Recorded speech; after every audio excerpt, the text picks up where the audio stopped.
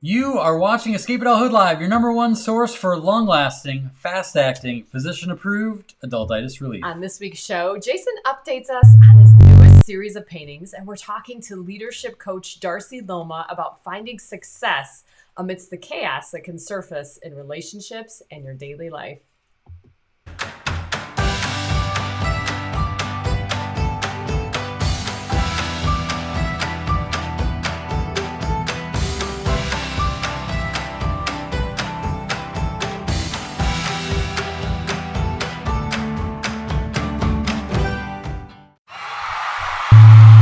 And salutations. This episode is brought to you by people like Kristen Chang, Wendy Whitney-Scher, and Nick Colley. Their membership in the Wonder Whimsy Society supports us in this work to fight adultitis, so thank you. If you'd like to annihilate the adultitis in your life, learn more about the Wonder Whimsy Society, or be the first to know about our newest offerings, become an insider at escapeadulthood.com/subscribe. Happy Wednesday, Indeed. Everybody. There are some here. cool ways that you guys are fighting adultitis here in the chat tonight. I can picture Brenda in your fuzzy pink slippers. That is awesome. Good for you. Pretty good. Good to see you, Brittany and Paul and Kara. Yes. It's, ordering pizza for lunch is one of those like little breaking rules that don't exist kind of where moments. does that rank on the having breakfast for dinner? I think it's ordering equivalent pizza for because lunch, you're like, kind of like pizzas for little dinner. giddiness there. I know, especially when you order it. I mean, I could probably count on two hands how many times we order pizza for lunch. Yeah. It's kind of a big deal. So, yeah. Speaking about a big deal, we have what I'm doing tomorrow. Really? Sweet. We have an awesome guest here tonight that you do not want to miss. And this is definitely one of those shows, you guys. You're going to want to push that little button to get it out there to your friends and family because we're talking about some the pretty... SH button? The SH button, the SH word, okay? But honestly, this is one of those topics that you're going to want others to hear about. So stick around for that in just a few minutes. But tell them what is in our kitchen right now that is a little ironic based on last week's show. Kitchen. We have, last week we talked about Eric Carle, the author, artist of The Very Hungry Caterpillar. And now we have caterpillars. And how many other books? I want to say 70. I want to say 70. Okay. We have caterpillars in our house now, on purpose. I know. Our daughter is a very hungry caterpillar. Obsessed with monarchs, and she's been raising them the last couple years. And we finally found some milkweed nearby. Yes. In basically our yard. Yep. So that's a big deal. And I don't know how she spots the eggs. She showed me. I'm like, it's pretty I don't know easy how once you know. But once it's Christy Ward here, she'll be popping up. Once here, it turns into a caterpillar, I mean, it is the tiniest thing you've ever seen in your life. It's unbelievable. And if you take a magnifying glass, because one came out of its egg today, and so it's the newest caterpillar you can possibly see. And if you take a magnifying glass, I mean, it's so small, you can literally see the stripes on it. And really? Yes. Wow, it's crazy. Cool. I mean, it's like it's smaller than an eyelash. So you have to come over and see them, Meg, our neighbors here. You have to see how tiny these little guys are. But they like double in size every day. So if you wait too long, it'll be just a normal caterpillar. I remember in the past, we've got like this little butterfly house when they're caterpillars, and it was right behind our couch when we watch TV, and there'd be like 10 in there, and you can hear them like they munch munching. Really loud, very hungry caterpillars. So I'm like, is this art imitating life? Life imitating creepy. art? But how ironic that that's all happening for real now. So, but yes, we don't want to take too much time here. We want to get right into our awesome adultitis fighting guests.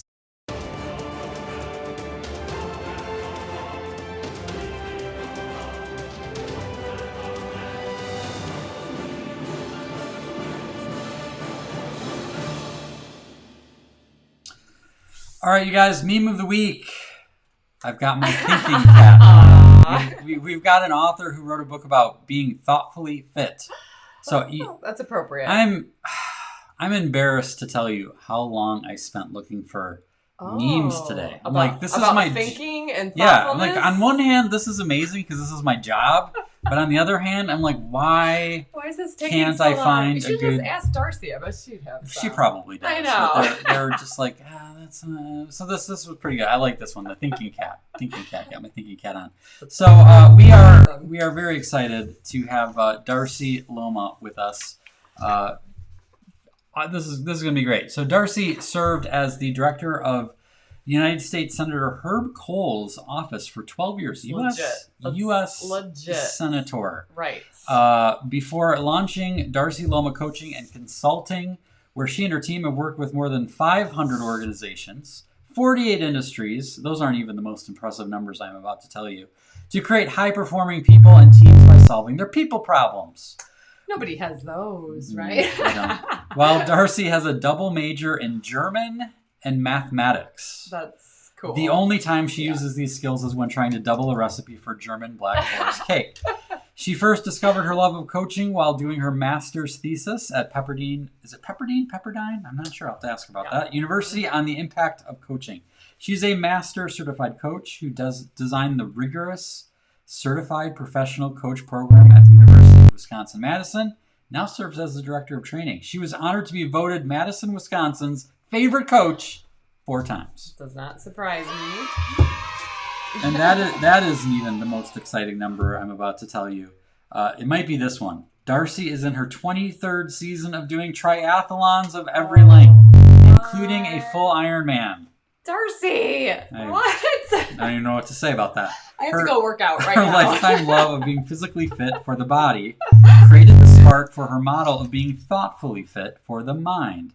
When she isn't training her body or mind, she loves spicy chai lattes, afternoon naps, and yin yoga.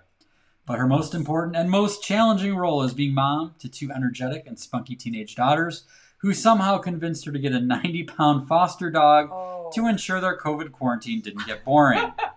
In the past year, they've now had 8 fosters. That might be the most impressive number. I don't know.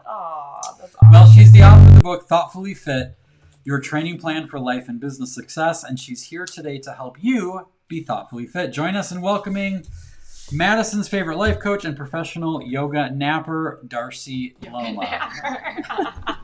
How are you, Darcy? I'm right next to you guys. I need more of you in my life.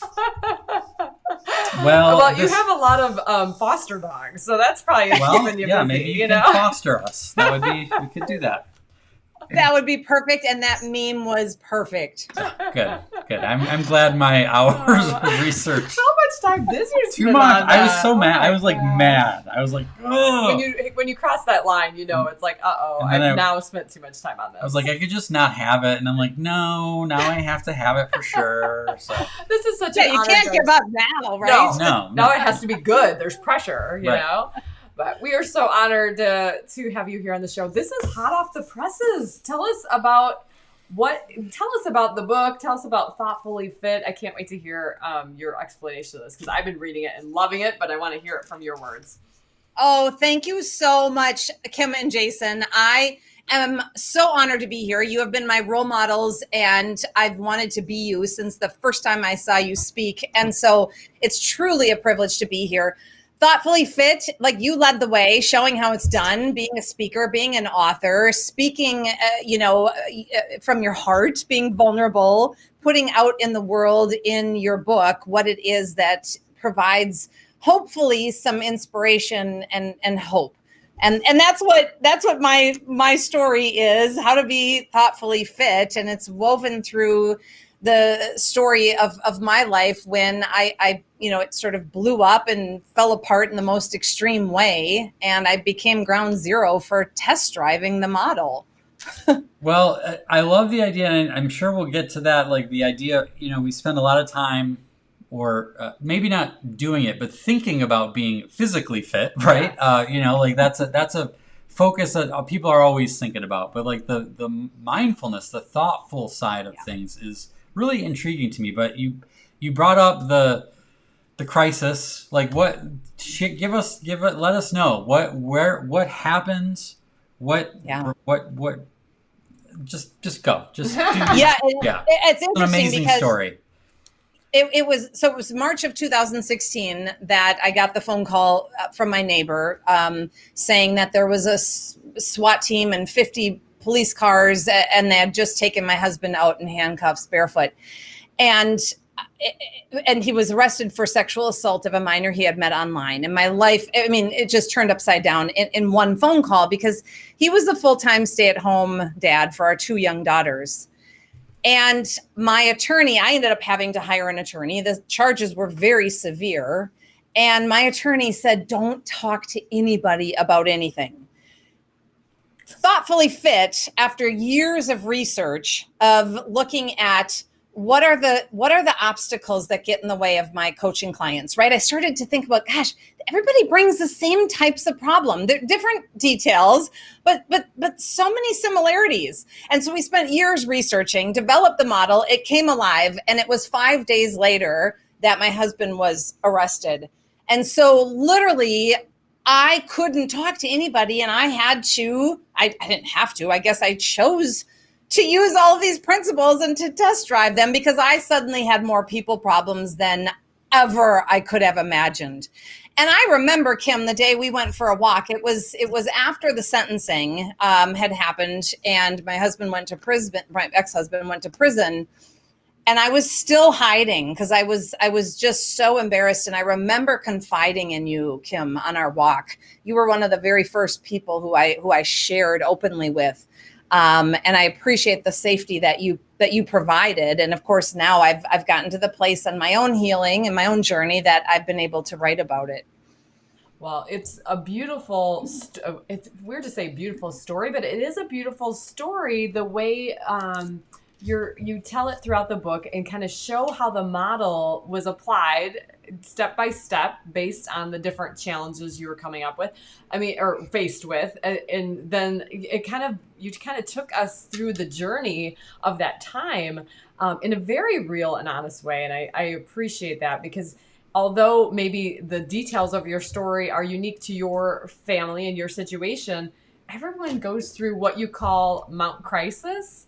And I love that. And you actually tell this really cool story at the beginning that I was telling Jason all about when I was reading it, of like, she was trying to climb this mountain. And I don't want to do any spoil alerts, but you and Nancy and that excursion where you were doing something very physically demanding years prior, and the metaphor of that physical journey and how you brought that into this thoughtful journey. So I don't know if you have anything to share about that, but I loved that so much.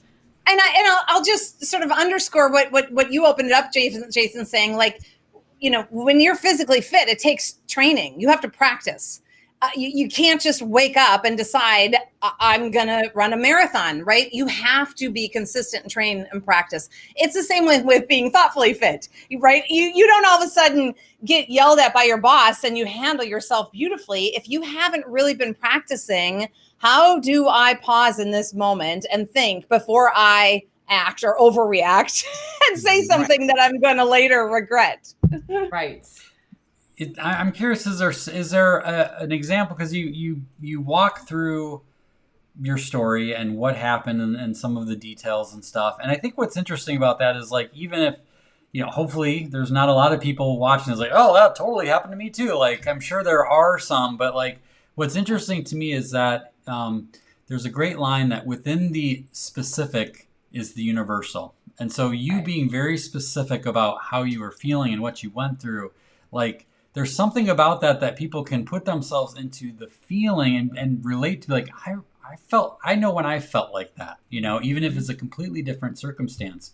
And what I'm curious about is there a particular moment of your story that you were able to, that because of the thoughtfully fit model, you were able to get through, that you maybe not sure if you would have, but it was like that was a big catalyst, like that helped you in that moment? Can you think of an example, a specific There one? were so many. So I'll give one example. I could give so many, but when my husband was arrested, my daughters, it became clear that the story wasn't going to have a short news cycle and go away. And because there were more victims, and it was on the nightly news and in the newspaper every day. So I sent my daughters to Minnesota to live with my sister, thankfully, so that I could buy some time to like figure this nightmare out and also to protect them. And so they came back for a weekend a couple of months later, because my daughter had a dance recital and she really wanted to do it. And so I said, are you sure? And we talked about it. So I drove to Minnesota, picked her up, brought her to this Saturday dance recital. And I was nervous because I had not seen anybody in 2 months, and now I've got my 2 daughters. We're out in public. And so we sit down and there's 3 seats and we're on the aisle. And when my young daughter, she's, 3 or 4 dances before hers, she has to go up behind the curtain to get ready and get her, herself all set. So there's an empty seat on the aisle. And right when her performance was starting, another mom who I had not seen since my husband's arrest came and sat down. Now, my other daughter was sitting on the other side of me, and she leaned over as the curtain's opening and my daughter's dancing. And she said, "Darcy, did you have anything to do with this?" Okay, in that moment, you guys, I wanted to just scream. So first of all, like, how rude. My daughter's up there, my other daughter's here, right? And this model, Thoughtfully Fit, isn't about handling yourself about perfectly, and it's not about not having those knee-jerk reactions, but it's about pausing in the moment to notice your thoughts, right? When your thoughts are sabotaging and you don't notice and recognize them, they leads to sabotaging actions, right? And so in that moment, literally, I did the pause pinch, which is what I've taught myself to do, and took a breath to think, okay, what do I need to do right now so that I can get back to watching my daughter, right? That's all I had in mind. And I just leaned over and I said, oh my gosh, I'm so grateful you had the courage to ask. And I didn't have anything to do with this. I didn't know about it. It's nice to see you. And I'm so excited to watch my daughter. Yes, sorry. Right. And in that moment, I was really working hard to access compassion that she came to me. She didn't just talk about me around me. Right. And maybe it wasn't the best time and in the best way, but she's human too. She hadn't seen me. And so I think that's just one little example. Right. Well, and the thing I appreciate about this whole premise, just personally, is it has to do with emotional intelligence and communication and people problems and self-identifying your emotions and all this. And we talk about this all the time. I mean, this is our messages are quite parallel, even though they're very different, the idea of how few people work on this. So I am so excited this book is in the world because we see it in the consequences of people not being lack thereof, and just how stark it is when you see the model to be able to say, oh, it really is simple. There's a core premise. Can you tell us about that core? You started to talk about it, but that's a huge beginning step. When you're thoughtfully fit, like at the core, you are able to identify your choices and focus on what you control, right? And and that really helps you to put your energy where it's going to make the most difference. You always have a choice on where you put your energy. And if you're putting in your energy on something that you're annoyed at, that you don't control, you are not able then to get back to doing what you love and what you do best, because you're over there, right, dealing with all that. And also handling the mess that you made when you didn't pause to think in the moment and you overreacted, right? And so that's the core of being thoughtfully fit. And I'll tell you, because of practicing this and really working hard to be thoughtfully fit through this crisis, I feel like when you guys launched the Wonder and Whimsy Society, I was at a place where I'm like, oh my gosh, I'm ready to have some fun. I'm ready to be playful. I'm ready. And I mean, life was really hard and miserable for years. And so to me, that's also the core is like when you handle yourself thoughtfully, you can get back to doing what you love and or be playful, right? That resiliency is much more attainable, maybe quicker, get up faster, that concept.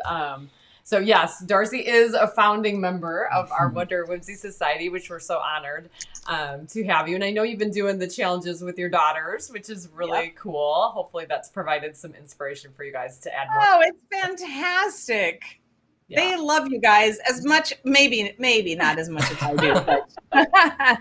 So here's a question. I really appreciated too how the book kind of towards the beginning talked a lot about coaching and what is coaching. And honestly, even someone who, is kind of in the self-help realm, I learned a lot about the industry. So that was really kind of neat. And, as one of America's leading coaches, how do you continue to grow and learn? How do you find, what do you go to keep yourself on top of your game? I'm kind of addicted to self-help and leadership books and watching YouTube video, right? I can't help it. I almost always have my own life coach. I still have a therapist who's helping me process all of this. I mean, I see her regularly. I also hire speaking coaches I really want to be someday as good as Jason on the stage. And so I'm always working with coaches, and then, going to conferences, going to NSA conferences and ICF coaching conferences, and just trying to invest in my craft and try to keep learning from those who have gone before, and keep growing. That's awesome.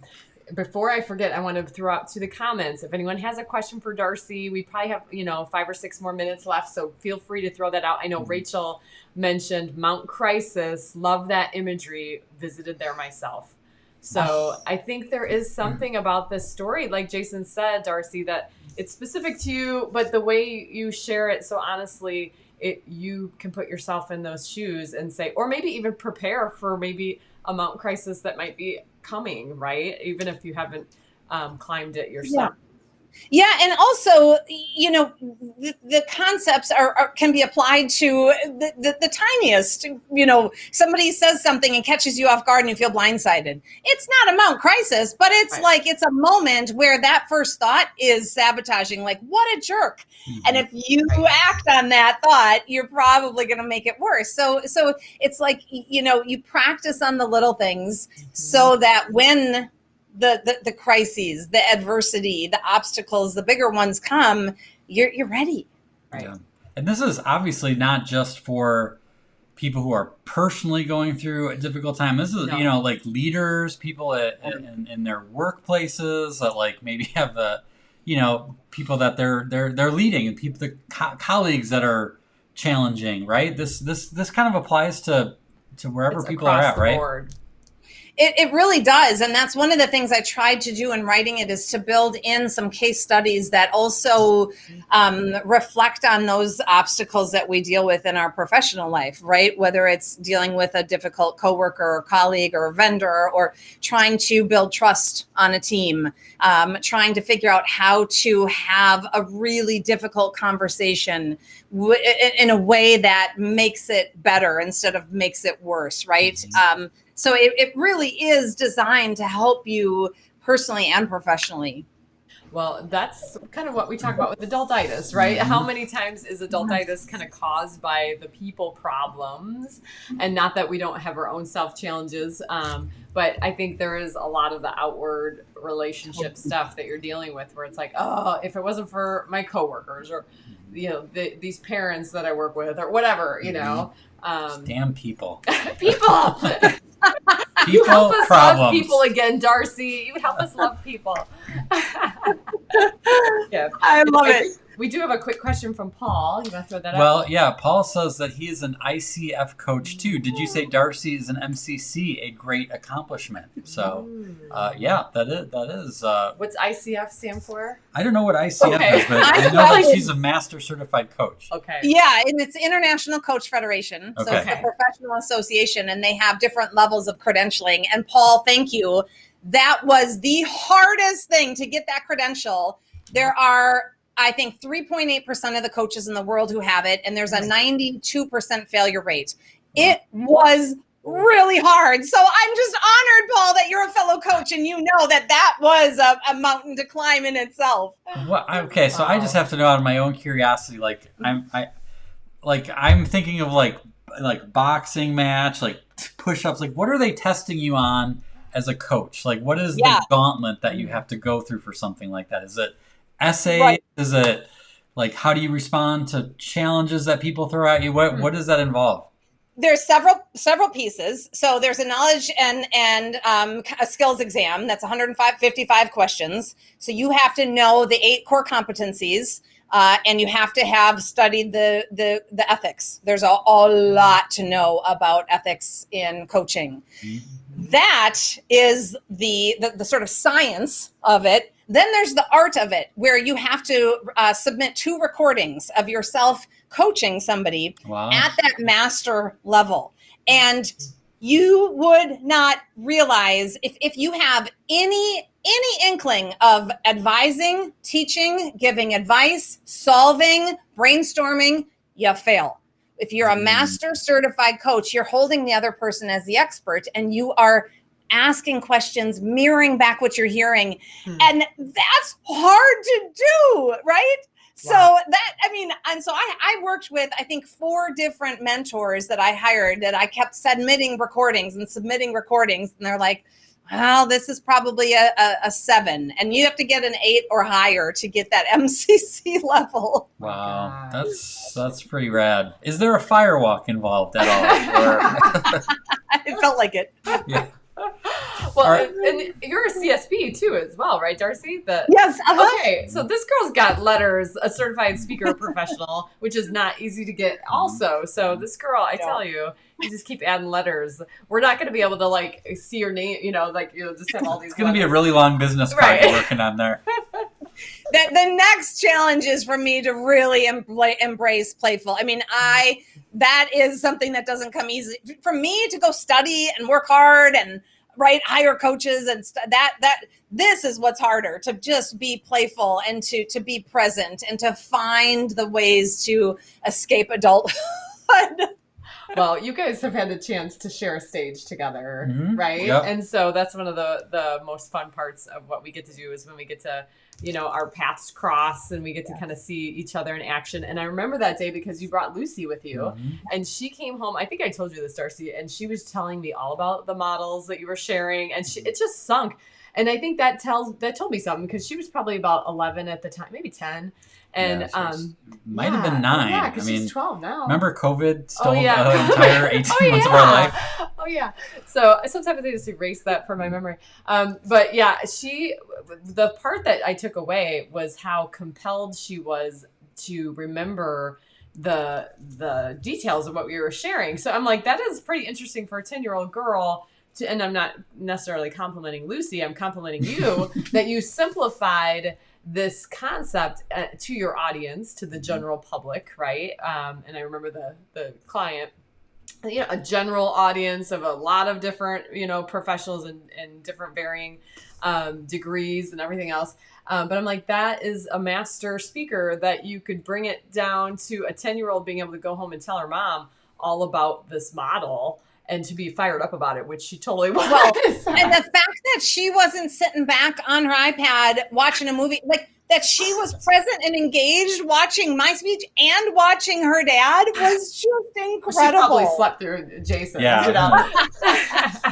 Something different to listen to for a change. Person. And even tonight, she's like, oh, you have Darcy Luoma on tonight. Oh, have fun. She's like, oh, Darcy, We go way back. We love her. Let's see. Elle says, I want this book. Right. Well, that's good because you can get it anywhere, Elle. So one last question. Obviously, if people find themselves scaling or in the middle of Mount Crisis right now, I love your little tip of little pinch and just center yourself. Is there any other, besides buy the book, which of course people should do, but is there another quick tip that's remember this, try this? Yeah. I mean, so when we talk about the core of Thoughtfully Fit, it's about being able to explore your choices and focus on what you control. So 3 steps. Anytime you find your blood pressure's up, you're triggered, you're frustrated, you're driving and somebody cuts you off, I want you to think, pause, think, act. Just in that order, wash, rinse, repeat, right? So kick yourself off of autopilot, do the pause pinch, give yourself a moment to think and ask yourself a question, right? Where do I want to spend my energy now? What's triggering me? What do I control here? What other choices do I have? And then act thoughtfully and keep practicing and training that. Just like if you do that when it's, small, it'll serve you well when the big stuff happens. What I love about that is that it's parenting advice That's marriage advice. That's coworker advice. That's leadership advice, right? I mean, I'm thinking to myself, I should have done that earlier today. It's watching the Cubs advice. Like, right? Or reacting to that text that came out of nowhere advice that you're like, what does this mean? You know?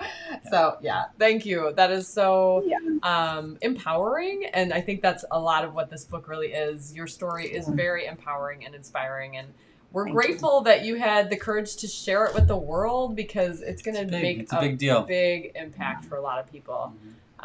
Thank you so much. Yeah. Where can people get the book besides everywhere? Like, where do you want them to go to find out more about you, find out more about it? Well, so probably the best place, I mean, there's social media on my website, but if they go to thoughtfullyfit.com, they can take a quiz there. That the book, Thoughtfully Fit, is based on the 6 biggest obstacles that I saw my clients struggle with. And if they want to take a free quiz, it'll spit out what's your number 1 biggest hurdle. And then how do you deal with it, and what are some strategies? Nice. Very cool. That's awesome. Good. So thoughtfullyfit.com. Check that out. Darcy, this has been amazing. Thank you so much. The comments are filled with people. I love the pinch pause. I love this. Thank you, Darcy. So thank you. Great. We're so grateful. Awesome. And we'll be excited to see you in Vegas in a couple of weeks. I can't wait. Thank you so much for having me. I love you guys. Love you Bye, too. Darcy. Bye, Thank Darcy. Bye-bye. Oh, isn't she amazing? That's pretty rad. She's so solid. Pretty good. Yes. Well, you are not a book reader, but you have devoured that. I have devoured that this. tells me a lot. Yes, and it is really a page turner. And it's kind of cool because you're obviously in her story, walking with her through this compelling time of her life that is just so, it gets your attention, right? You're like, what? Now what? Now what? Like the chief of police called her. What's going on? And yet then she weaves it into the model, and then you're kind of learning through her actions and different challenges. And I just felt like she was like very sneakily teaching us. And that's the best teachers, right? Where you're like, hey, I just learned something kind of cool, and I was super engaged. So that tells you something. Super cool. Yep. Yeah. All right. Well, let's get on. We got some more show planned. So put your seatbelt on. Let's go. And now, a word from our sponsors. So we have been promoting this lovely set of cards that Kim has created. That if you haven't had a chance to check them out, you should. It's a really good time of year as we are in spring, heading into summer, and all the good, amazing things going on of being able to reawaken your heart, your soul by reconnecting with nature, right? Yes. In fact, some of you who might follow on Instagram, follow me personally on Instagram, which is just Kim Kotecki, knows that I'm kind of on another quest. So this has inspired me. I'm doing 30 sunrises in a row. I took a nap today because it's starting to catch up with me, guys. I saw Kara took a nap today too. But I will say that I am feeling super alive, and these cards are, just a part of what comes out when you're engaging your heart in a way that's inspiring. So yeah, I'm kind of excited to see that's actually going to be part of our Escape Adulthood Summit and my talk there. But why don't you pick a card real quick and we'll see what you get. Okay. Pick a card, any card. This is Life's Love Letter. Find and photograph a heart in nature. This is something that Kim loves doing. Yes. But again, so she's got like a little, on the back it's got this challenge. And then, of course, you could do this every day or once a week or once a month or whatever. But then she's got like a little reflection on it. And then at the end, it says, like, I wonder, what is your heart telling you from this experience of seeking a heart in nature? And every card has it's not just a photography challenge, but it's a challenge to go a little bit deeper in some of that self-reflection, and kind of ties into what Darcy was talking about, like that thoughtfully fit, like kind of like working out your brain and your heart a little bit as well. So. Yeah, it's easy to forget about that connection between your mind and your heart because we get so busy. So it's just another opportunity to defeat adultitis and look for all the wonder in the world. So absolutely, Martha, thank you. And she is quite a wonder hunter, by the way. And Kara, you too. Oh my goodness, have you been seeing her cactuses and stuff and yes. flowers? Yes, I have. So pretty. So pretty. Good stuff, you guys. Okay, so Wonder Hunt, escapeadulthood.com/Wonder Hunt. If you don't know what they are, or if you don't have one yet, be sure to check them out. Life moves pretty fast. You don't stop and look around once in a while, you could miss it. If you wear dress socks to a Zoom meeting, if you think the dictionary should be made into a movie, if you were disappointed to learn that 50 Shades of Grey was not a home decor manual, these are signs that you might have adultitis. Now, we like to have fun with it, but adultitis is no joke. No one willingly would drink poison guaranteed to destroy their health, strain their relationships, and sap the joy from their life. But that's exactly what adultitis does, and yet most adults are infected with some form of it. Why? How do we get stuck in its vile clutches when it's obviously preferred to steer clear of its grasp? The problem, I think, is falling into an either-or mindset. When we enter adulthood, we worry people won't take us seriously. We want to be accepted as a responsible adult and prove that we belong. We assume our childlike spirit is no longer of use. Unwilling to risk letting it sneak out and destroy all credibility, we overcompensate by stuffing anything childlike into a lockbox and pushing it off a cliff. We use bigger words, talk about important things, and watch the news so we can sound smart. Meanwhile, the jaws of adultitis snap around us like a Venus flytrap. Another one bites the dust. What almost no one tells us, and too many never figure out, is that our childlike spirit can serve as a powerful ally. In fact, it's impossible to be happy or truly successful without a healthy childlike spirit. Now, when people hear me talk about being childlike, they often hear childish.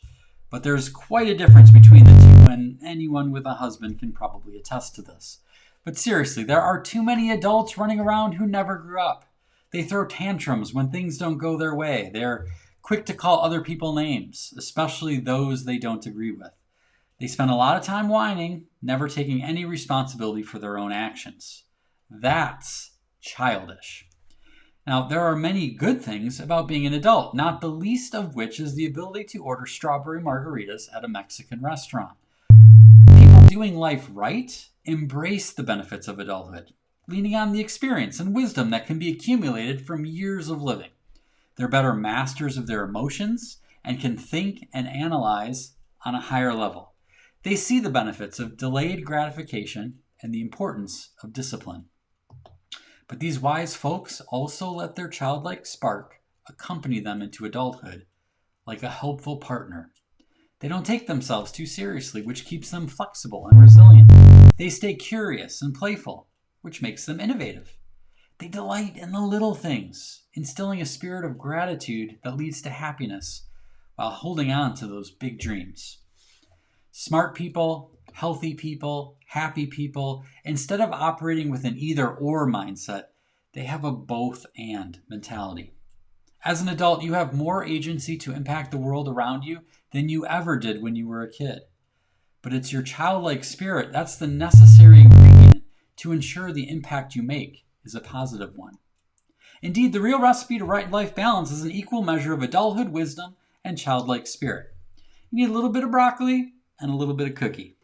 Which side needs a boost in your life? If your best day ever involves spreadsheets. Life moves pretty fast. There we go. It was, best day ever, spreadsheets. That's a problem. But there are people that are really good at spreadsheets that does get them a little jazzed up.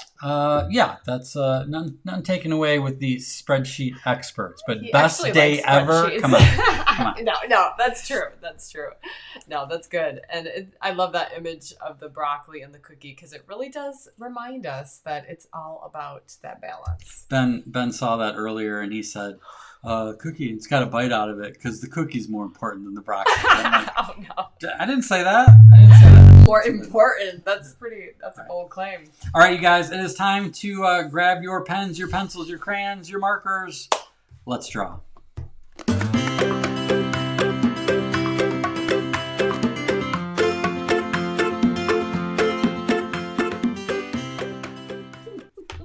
All right.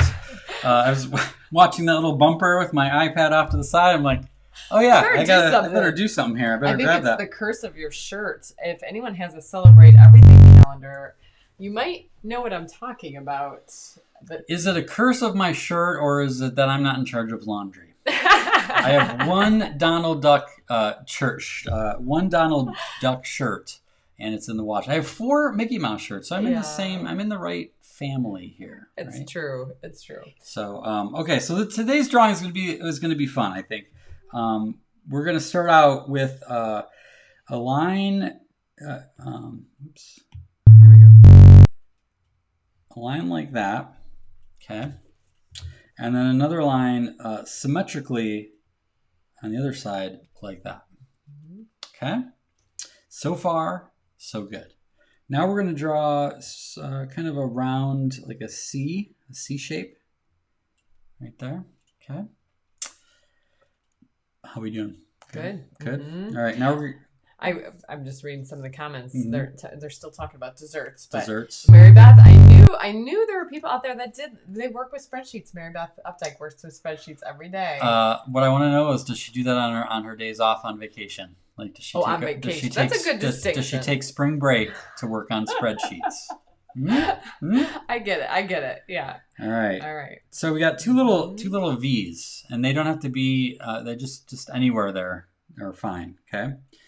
Then what we're gonna do is we're gonna draw a line connecting this bottom part here. Okay.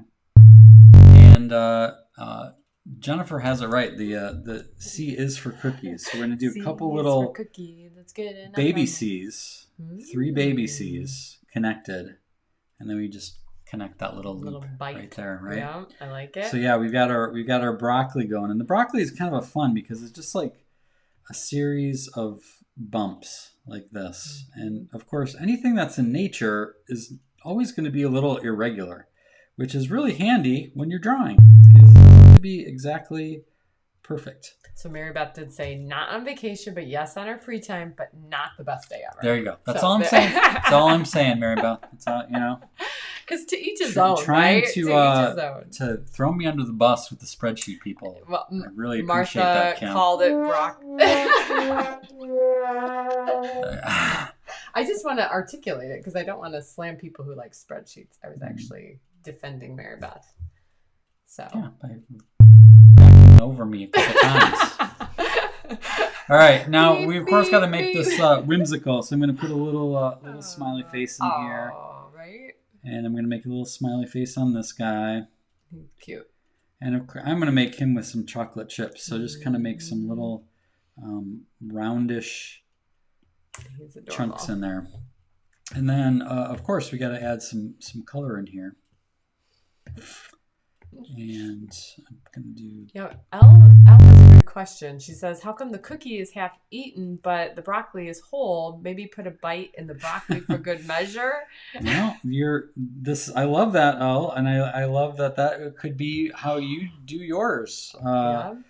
Just to reiterate here, at this point, but I don't... I'm not saying which of the ones you have to eat first. By the way, did you see that how I did that little darker area there? That cool. Just adds a little shading to it.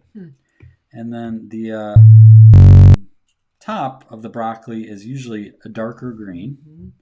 So I'm going in that direction.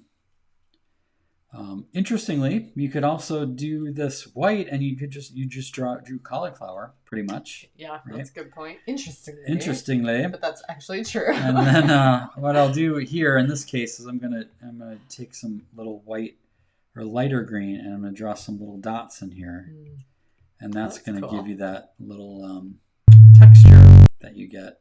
Here's my main question of the night. Here we go. Has anyone who is watching this live ever drawn broccoli? Ever? Maybe a cookie. I don't know. I don't know why you would draw a cookie, but let's just say cookies are definitely more likely to be drawn, right. I would say. I just want to know if anyone here has ever drawn broccoli. And if you have, please say yes in the comments. Because this is just proving my concept that we share with clients that the stuff he draws is not your typical... It's not stuff people want to draw, all right? So it's just not not It's the probably typical. a flawed strategy in our SEO plan. Doreen here. says nope. No. All right. Now, this definitely calls for a little levitation here. Of course. So, I mean, come on. As if it wasn't odd And enough. because right? because this little cookie's got a bite, these little crumbs are falling down. It's like one of my favorite things to draw is little crumbs. Oh, that's adorable. And basically, what we've done here is we've not, frankly, drawn broccoli and a cookie. We have drawn yes. some life balance here. Right? I like that. And Jennifer Tackett says, even as an artist, she has not drawn broccoli. There you go. So that's first for everything. There's the measure, right? You can say the first and last time I ever drew broccoli was while watching Escape Adulthood Live. So I would love to see. I want to see your broccoli. Your broccoli, your right? cookie. Of course, Who's doesn't got a have to bite be out of a it? chocolate That's what chip I wanna cookie. know. Oh, by the way, little detail. sprinkles would be fun on the cookies. Gone out of control. Yeah. Little extra detail I want to throw in here is on these chocolate chips because they get melted, right? Now I'm hungry for a fresh chocolate chip cookie. All right, I'm gonna get a little bit light and then just put a little dot in there, and it gives you that like melty highlight. Yeah. Just a That's little cute. bit, just a little bit. A little bit. Little smidge. Mm-hmm. So as we said last week, we drew very hungry caterpillars. These are so cute, by the Got way. some really, really good ones in here. Helen loved this one with the color and this was pretty rad. Mary Beth, This is so cute, Mary. I wouldn't know this is a spreadsheet expert. Right? Someone who did Super this, artistic. adding the extra colors in No there. matter Love what it. your teachers from grade school say, Mary Beth, this is a very artistic Very piece. good. So colorful. And this Martha, one got my I attention. like that one. I love Nice the and bright. bright. I know. Very good. Super cute face. And then we got Linda here, who drew a little card with donuts in it, which is pretty rad. Right? And not only that, but she has been taking some of the drawing lessons from previous episodes and have been adapting them to little kindness rocks, which is so the cute. details on that I are love it. amazing. I love the little snail on the I know. skateboard. I know. So cool. I love it. So thank you for sending those in, everyone. We don't always get a chance to put everyone's in there, but we do love seeing all of them. Send it to kj@escapeadulthood.com, and maybe you'll be on the next episode. But we love this. So keep drawing, you guys. I love the messages I get back from people who say, I never thought of myself an artist, but I really like doing the step-by-steps, and that makes us want to keep doing it and come up with new weird things to draw. So speaking of drawing and art, we have a little studio sneak peek. I've been busy working in the studio on a new series of paintings. I think I've mentioned it a little bit here and there, but thought we'd give you a little taste into what I've been working on as of late.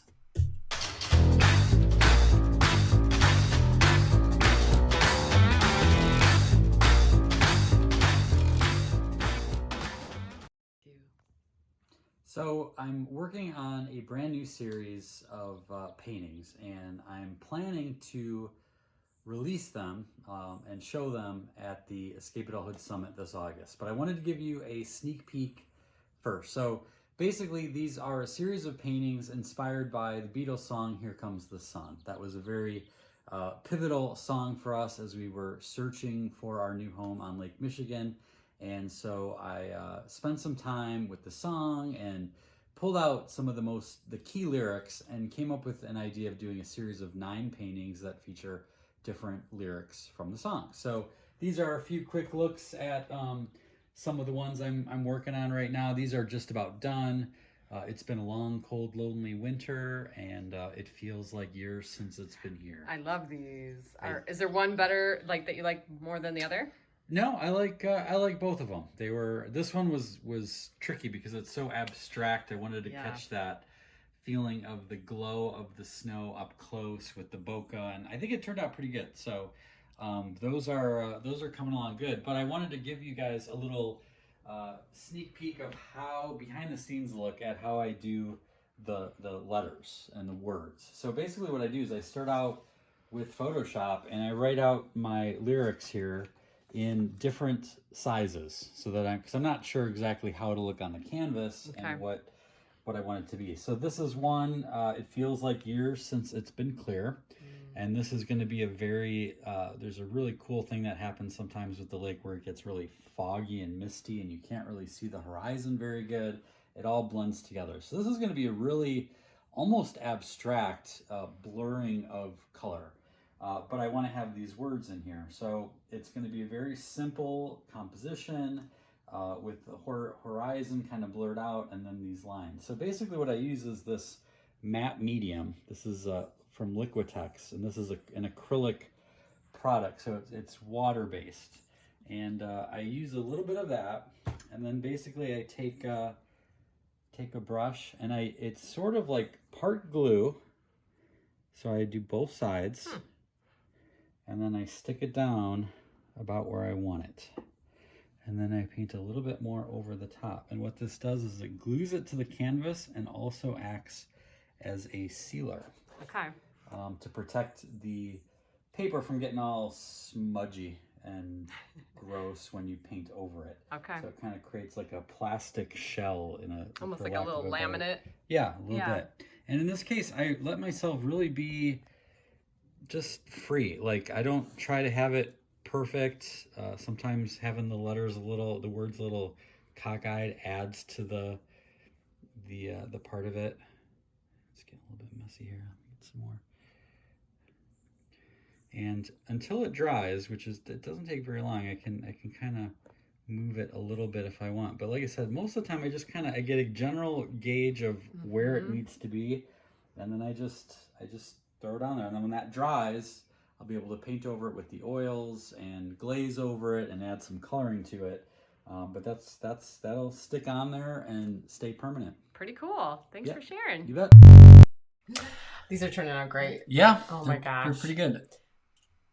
Oh. Are we going to say more? No. Oh, that was okay. I was expecting more praise. Oh, they're wonderful. No, I was going to say each one is kind of fun because even though it's all like mostly our backyard and it's Lake Michigan and it's trees, it's like each one I'm taking there's like a different challenge to each one. So like that one with the real abstract little crystals and stuff like that. And then I'm doing one right now that is going to have flowers in it, and the sky is a little bit more dramatic than some of the other ones. And so each one is... Where do you get your photo references for some of these? I steal them. I steal them from the ethical. Intellectual property from my wife. But you see, since we're married, I don't have to ask permission. Is that really how that works? But this is funny because Kim had mentioned earlier about how she's getting up with the sunrises, and I'm like, if you're getting up with the sunrise, could you get some pictures of the flowers now because most of the pictures I had were from the winter. I'm like, I need a new batch of. Which do you have your photo summers. Reference for the foggy? Because today was super foggy. Oh, was it? Yeah. No, I kind of got that one. It's kind of in progress. Sorry, but, we're just having like a side husband and wife conversation. Anyhow, just wanted to give you guys a little look at that. But yeah, my goal is to have those all finished by the Escape Adulthood Summit, so that the people who are there will be able to see the unveiling for the very first time of all of them. So you think you're going to actually get it done? I think so. I'm hustling. I've got a couple more to do. Good to have a deadline. But it's coming along pretty good.